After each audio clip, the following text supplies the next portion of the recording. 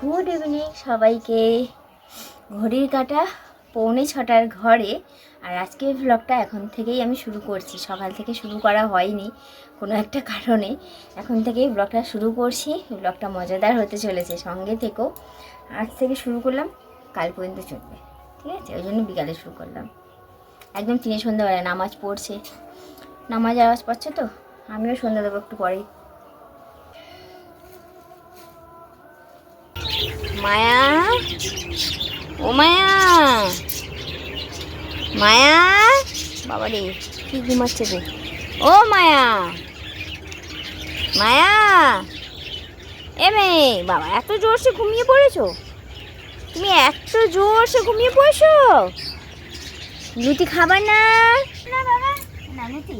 তুমি লুচি খেতে ভালোবাসো, তোমার জন্য একটা করে লুচি রেখে দিই না আমি। দুপুরে আসিস না কেন? দুপুরে আসিস না কেন? কত মশা কামড়াচ্ছে রে তোকে?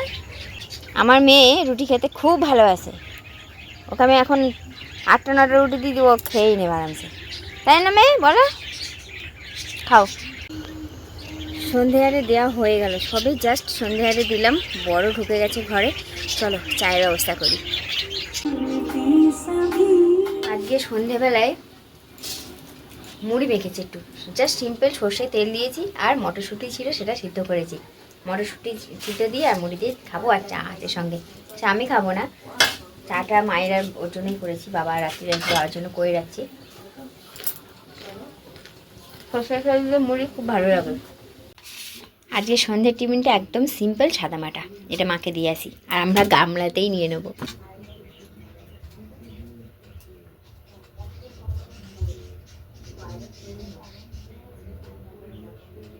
কালকে রান্নার জোগাড় এই যে করে রাখলাম, মশা বসেছে দেখো। মাছের ঝাল হবে, আলু কেটে রেখে দিয়েছি, আর এই যে মশলাপাতি করে সব রেডি। জাস্ট কালকে একটা কাঁচা পেঁয়াজ কেটে দেবো মাকে, তাহলেই হবে।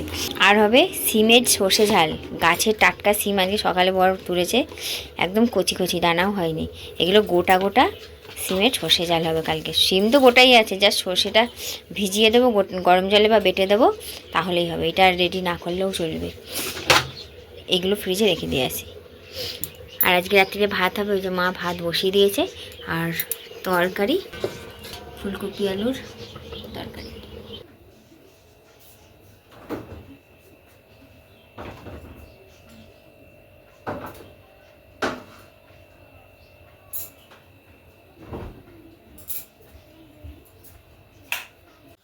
তোমাদের বলেছিলাম না, বরকে একটা তেল বানিয়েছি, সেই তেলটা দিয়ে ম্যাসাজ করে দিয়েছি, অনেকটা পায়ের ব্যথা কমেছে, পা ফোলা কমেছে, পা অনেকটা ঠিক হয়েছে। এই অয়েল ম্যাসাজটা কিন্তু আমি গড়াই ওকে করে দিই, তখন ভিডিও করে তোমাদের দেখাতাম না, এখন দেখাচ্ছি। এই হচ্ছে পার্থক্য, না হলে ওকে আমি গড়াই ম্যাসাজ করে দিতাম, তবে নর্মাল কোকোনাট অয়েল দিয়েই ম্যাসাজটা দিতাম। কিন্তু এখন একটা স্পেশাল তেল বানিয়েছি, যেটা ওর ব্যথার জন্য খুবই কার্যকরী একটা তেল। তো গরম করে এনেছি তেলটা, আর গরমই ওর পায়ে দিয়ে দিয়েছি। ওই জন্য দেওয়ার সঙ্গে সঙ্গেই লাফ দিয়ে উঠেছে যে আমাকে কি তুমি পুড়িয়ে মারবে? তো আমি ওকে বলছিলাম, আমি তো মানে আমার হাত হয়ে তারপরে তোমার পায়ে লেগেছে, ভাবো তো, ওই গরম তেলটা আমি হাতে করে তুলে তোমার পায়ে দিচ্ছি। সবার প্রথম কিন্তু আমার হাতেই গরমটা লাগছে, আর এতটা কষ্ট আমি তোমার জন্যই করছি, কারণ গরম তেলটা পায়ে দিলে সেটা ভিতর পর্যন্ত যাবে, তবে তোমার আরাম লাগবে যখন ম্যাসাজ করব। ওই জন্যই গরম তেলটা হাতে করে তুলে তারপরে তোমার পায়ে দিচ্ছি। জানি তোমার ছ্যাঁকা লাগছে, কিন্তু তার থেকে বেশি ছ্যাঁকাটা আমিই খাচ্ছি, ওই জন্য আমি হাসছিলাম।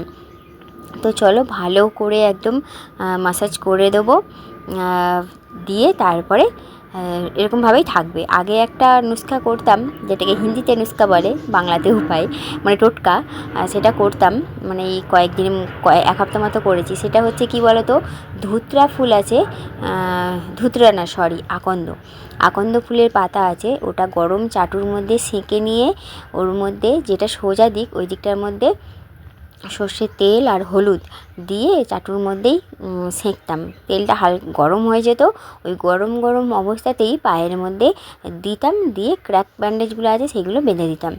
ওই কারণে কিন্তু আরও পায়ের ব্যথাটা পা ফোলাটা কমে গেছে। ওইটা খুব একটা উপকারী টোটকা। ওটা 1 সপ্তাহ করেছি, এখন বর আর করতে দেয় না, বলে না এখন আর করে দিতে হবে না, মালিশ করছো এতেই তোমার কত কষ্ট হয়, আর বেশি খাটতে হবে না।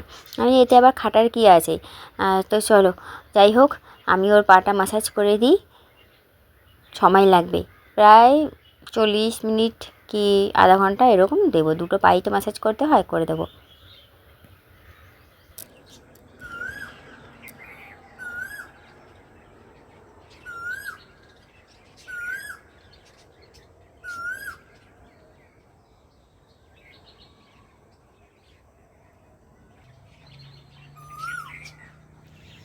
গুড মর্নিং সবাইকে। ঘড়ির কাঁটা 6:30 ঘরে একদম 1 মগ গরম জল নিয়ে সকালটা শুরু করে দিয়েছি।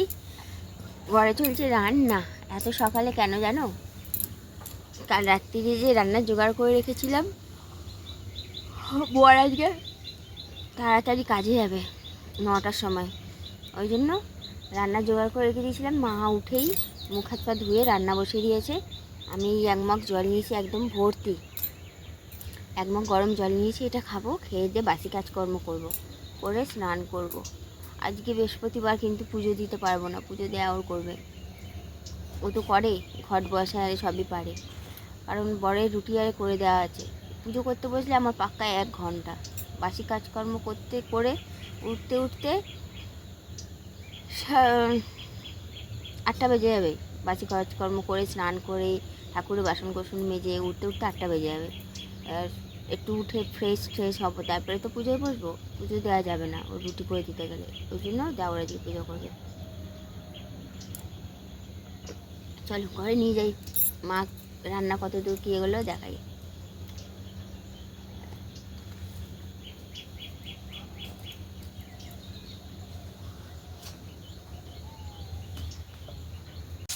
এই যে প্রথমে বসে গেছে সিম, সর্ষে বাটা দিয়ে হবে সিমটা, এই জন্য হালকা একটু ভেজে নিচ্ছে। আর এই যে এদিকে আলু, মাছের ঝাল হবে, সব রেডি করে রেখেছিলাম কালকে। গুড মর্নিং বলুন। Good morning. আর আমি সকাল সকাল রান্না আছে দিয়ে ছেড়ে যাবে তো ডিউটি, এই পম্প সব কিছু করে দিল। মা তাহলে রান্না করুক। আর এদিকে দেখো সুচি মামা জানলা দিয়ে উঁকি মারছে, দেখতে পাচ্ছ? এই দেখো কত সুন্দর লাগছে না?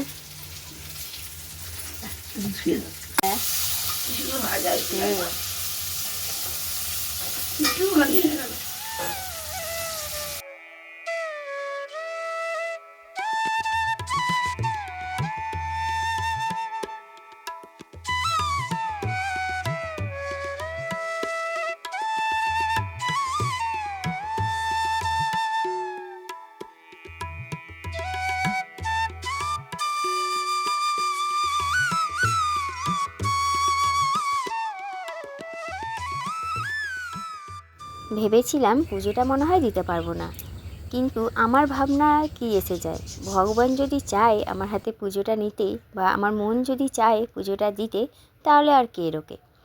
ওই জন্য একটু তাড়াহুড়ো করেই বাসি কাজকর্মগুলো সেরে নিয়েছি, ওই জন্য অনেকটা সময় বেঁচেছে। তো ভাবলাম না একটু পুজোটা দিয়েই দিই। বাজারের কেনা ফুল তো ছিলই, গাছ থেকেও কয়েকটা ফুল তুলে নিলাম, নিয়ে চলো পুজোটা ছেড়ে নিই।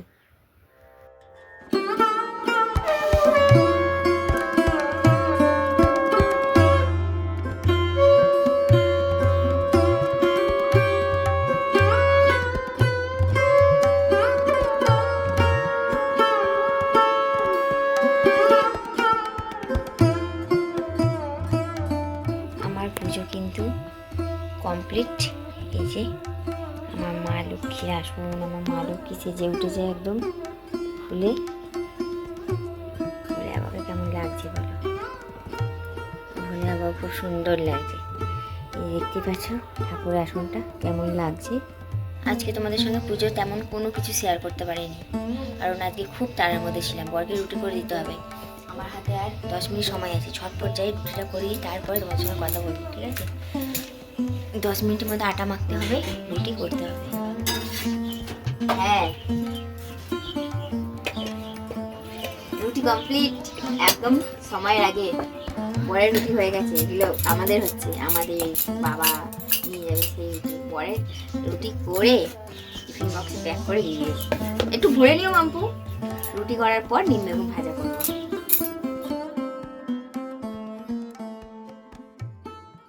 তোমরা তো আগের ব্লগে দেখেইছিলে, শুনেছিলে বা বলেছিলাম যে আমার দেওরের শরীর খারাপ হয়েছিল, নার্সিংহোমে নিয়ে যেতে হয়েছিল।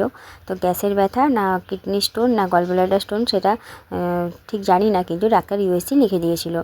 তো ওই ইউএসজিটা করানোর কথা ছিল, কিন্তু দেওর বলেছে আর করাবে না, কারণ আমাদের বাড়ির ডাক্তারকে দেখিয়েছিল। উনি বলেছেন যে এটা গ্যাসেরই ব্যথা ছিল, যদি কিডনি স্টোন বা গলব্লাডার স্টোন হতো তাহলে এই ব্যথা তোমার আরও হতো, মাঝরাত্রিরে বা আবারও শুরু হতো। যেহেতু ব্যথাটা হয়নি তার মানে ওটা গ্যাসের ব্যথাই ছিল। এই ব্যথাটা যদি আরও একবার হয় তখন টেস্টটা করিও, কারণ এতগুলো টাকার ব্যাপার তো শুধু শুধু নষ্ট করে লাভ নেই। তুমি আরও একবার দেখো ব্যথাটা হয় কি না। সত্যি হয়তো গ্যাসের ব্যথাই ছিল, কারণ তারপরে আর কোনো সমস্যাই হয়নি, ওই জন্য ঠিক করেছে যে টেস্টটা এখন আর করাবে না। যদি পরে কখনো হয় ভবিষ্যতে তখন করাবে। তো এই হচ্ছে ব্যাপার। আর দেওর হচ্ছে নিম পাতা এনেছিল, সকালে তো দেখলে এত তাড়াহুড়োর মধ্যে তখন আর হয়নি করা। বর চলে গেছে কাজে, এখন ওই যে নিম বেগুনটা ভাজা করব। প্রথমে বেগুন ভাজাটা বসিয়ে দিয়ে বাইরে এই জামা কাপড়গুলো মিলতে চলে এসেছি। সকালে স্নান করেছিলাম, তখন আর মেলার সময় পাইনি। এই যে এখন নিয়ে চলে এসেছি, মিলে দিই। গিয়ে বেগুনটা তো ভাজতে বসিয়ে দিয়েই এসেছি। আর নিম পাতাগুলো খুব কচি, অল্প সময়ের মধ্যেই ভাজা হয়ে যাবে। নিম পাতাটা দেখো কইটুকু হয়ে গেছে, আসলে একদম কচি কচি পাতা ছিল তো ওই জন্য এইটুকু হয়ে গেছে। প্রথমে তো বেগুনটা ভেজে তুলে রেখেছিলাম, তারপরে নিম পাতাটা ভেজে বেগুনটা মিশিয়ে জাস্ট নামিয়ে নেব। তো চলো আজকের ব্লগটা এখানেই শেষ করছি, বেশি বকবক করব না, কারণ সেই কালকে বিকেল থেকে ব্লগটা চলছে। রান্নাটা দেখিয়ে দিই, দিয়ে ব্লগটা শেষ করি। আর রান্নাগুলো কেমন হচ্ছে সেটাও কমেন্ট করে জানিও। নিম বেগুন ভাজা, এই হচ্ছে ভোলা মাছের ঝাল, আর এই হচ্ছে সর্ষে সিম। ঠিক আছে, কমেন্ট করো কিন্তু।